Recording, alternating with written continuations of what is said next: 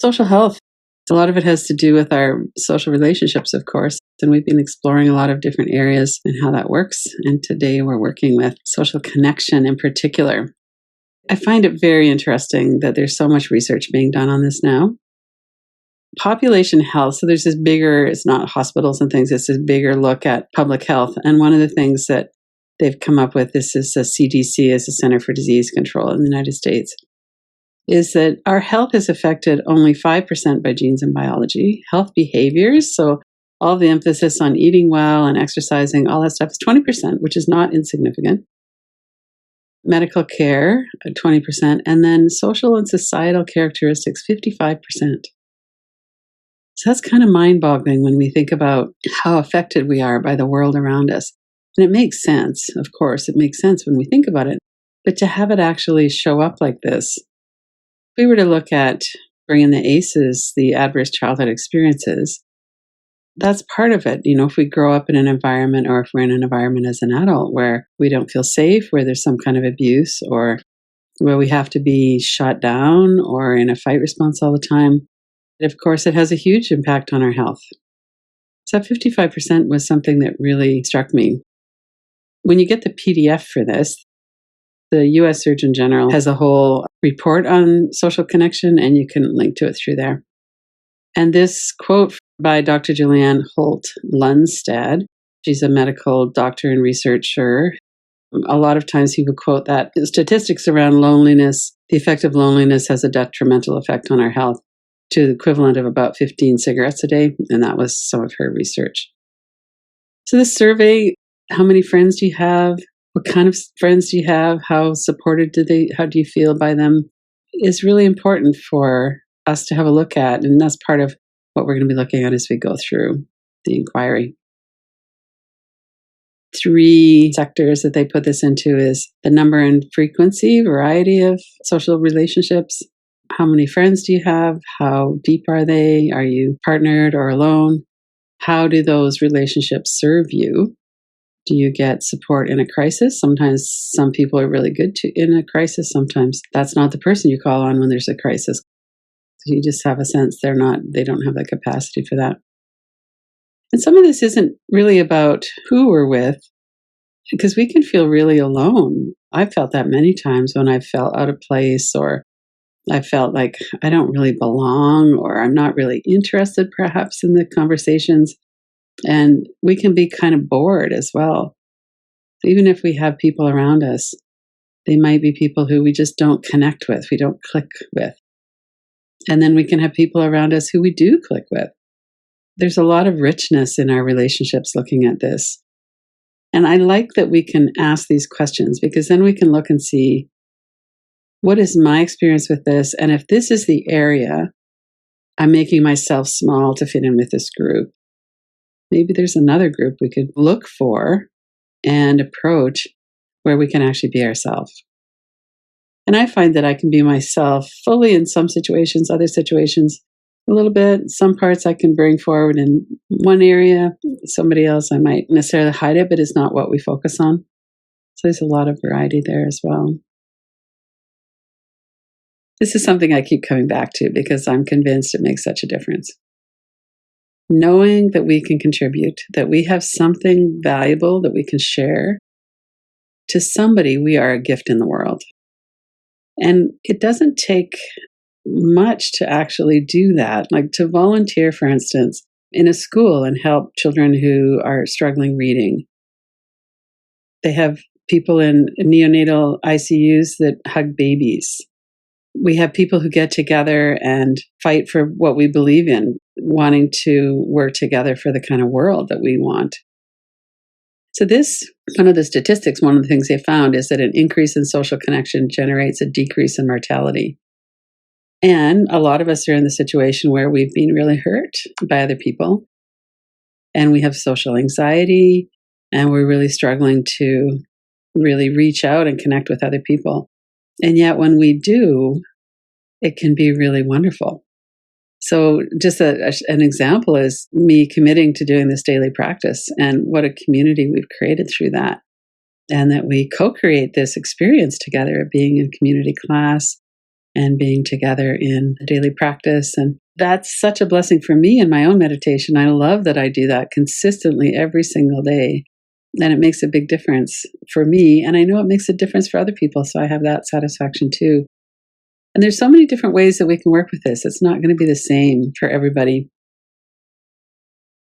I find that it's a picture of me when I was being interviewed at a protest that I had helped organize in the 80s, I think it was. So I had a lot of experience with volunteering during those times. Nobody's going to pay you to be an activist. But I learned a lot of new skills. I met a lot of people. I became very comfortable speaking in public. I learned how to organize events and write grant proposals and a lot of different things. But I felt really like that was part of how I grew up. I was in my mid to late 20s when that period started for me. And it was it gave me so much. There were so many gifts. And I gave a lot of gifts too. But that's not necessarily going to be everybody's thing. Although a lot of times it is, we look around our community and we see something that's not right and we care about, and then we get together with other people to make a difference in that. Some people got together and protested what was happening with Owl's Head in Nova Scotia, where the provincial government was letting a developer develop a really environmentally sensitive area. And the people that got together eventually stopped that development. So that makes a big difference. And we can visit people who are lonely. We're talking about this loneliness epidemic. There's lots of people that we could engage with. We could volunteer at a food bank. We could be a coach on a sports team. There's so many things that we could do. And my experience with this is that it really eases social anxiety if we have a job. When I first got involved in the lesbian community, I volunteered to take tickets at the door because that way I had a job. I could meet people. I wasn't just drifting around going, is anybody going to talk to me? So having a volunteer situation can be really helpful in terms of the social anxiety. And we can also do a lot of work ourselves as stabilizing our nervous system, all of that. So it's our nervous system that stops us or that makes us hesitate. And we know that by the feeling of being uncomfortable. So what I thought we could do now is do a little bit of inquiry. So get yourself settled so that your body is well supported. Notice what that feels like. In this community classes, sometimes we kind of bump into each other. We're not always completely skillful. And maybe that's us, or maybe that's somebody else in one of the small groups. But we're safe enough together that we're here, we're doing this work. We're building a stronger, more resilient nervous system. And we're also widening our window of tolerance. Let's go back to this other screen and we'll reflect on some of those questions. First was, am I bored with my social circles? Do I need new people, more people, a different kind of person, a variety? Let yourself feel into that. And the way our body communicates with us is through sensation, energy. You might notice that you're holding your breath, or we can stay in regulation. It may take several minutes for this, so take your time. Am I bored with the people that I'm hanging around with? Maybe I need more, different.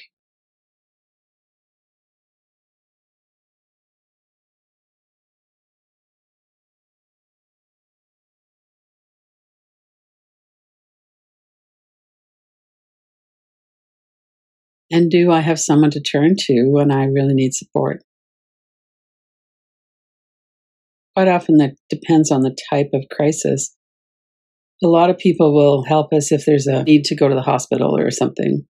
But who can you turn to for emotional support when you're just feeling a bit overwhelmed, or when you have some wonderful news and you want to share it with somebody? Who comes to mind? And then let that in for a little bit. Notice that. Bring their image to mind, or maybe some memories.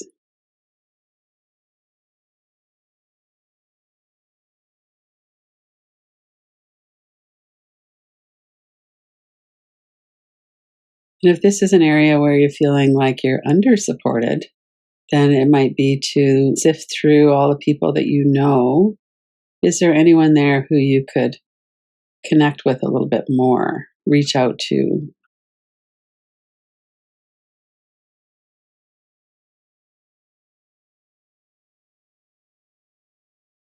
And there are professionals, there are hotlines, support lines. There's other ways that we could get our emotional connection as well.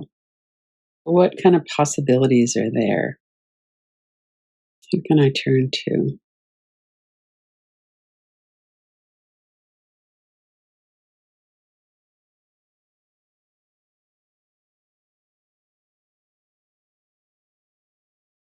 And another area we might look at is mentoring. Who mentors me and who do I mentor?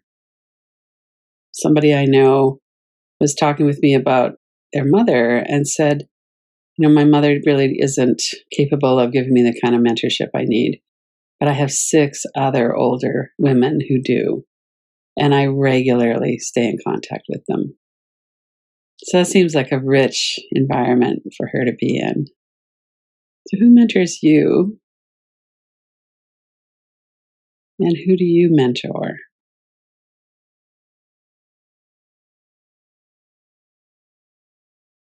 And are there any possibilities that come to mind?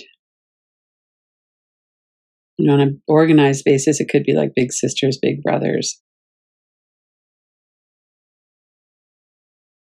It could be asking a younger person to mentor you around technology or around being non binary in the world as it is. There's a lot of ways that we can cross ages as well.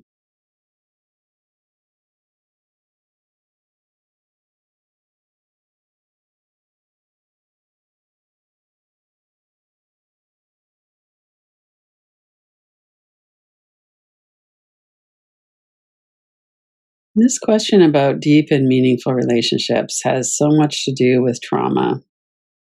We all want deep and meaningful relationships, and we are all suitable and good enough to have deep and meaningful relationships. And if we don't, it's probably because we're protecting ourselves. And it's social anxiety, or it takes a certain amount of effort to put ourselves out there. And there's a lot of things that work against that, just the way our cultures are set up now. So if you feel like you would like more deep and meaningful relationships, what comes to mind around why not? And it could be core deficiency beliefs. Nobody would want to be my friend, which is a lie. It's not true. We could work with that more accurate neuroception. Do I really need to protect myself? What would happen if I went to my community center where they play cards? And if I wanted to do that, would I really be harmed if I felt awkward? How accurate is my perception that I need to protect myself?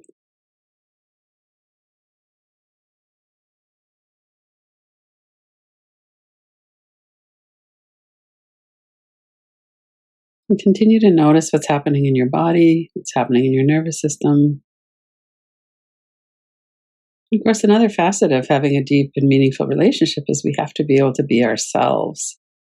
So if every time we say something about who we are, what's going on, and we get ridiculed or shamed, then that's not a person or a relationship that we can feel like it's safe to be ourselves.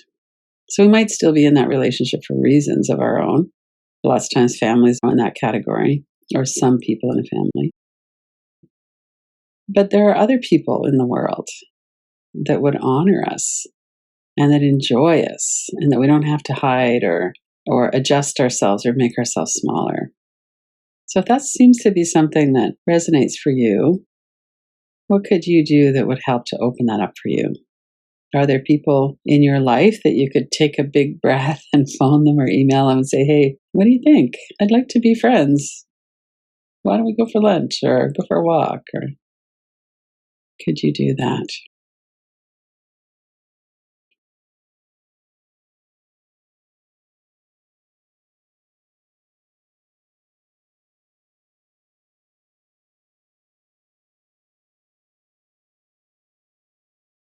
And then to answer this question, The benefits of connection are worth the risk. I know how to come back into regulation. So, one thing that I could do, just one thing, the next step is to how could I increase social connection? Given the fact that my nervous system has its own opinion about that, but we're not just our nervous system. My next step to increase social connection is, let's give that a minute to see what comes forward.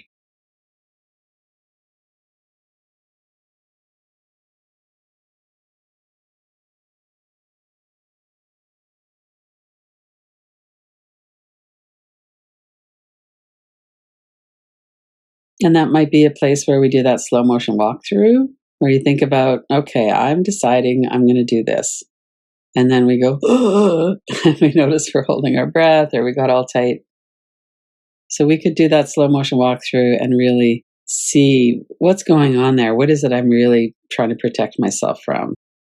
How could I engage with more strength and resilience? So it's helpful for us to see what's going on, what is our situation, and then what is it that I want to do, and then to figure out how to support ourselves in doing that. If you want to go play cards at your local community center, maybe you could phone somebody about that and just see if you could make a connection. You might even say, I'm feeling kind of nervous about that. I'm not going to know anyone there. Are you going to be there? If so, I'll come and find you and say hello.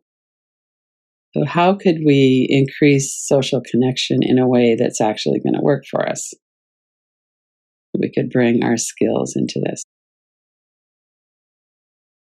And notice as we do how that feels in our body.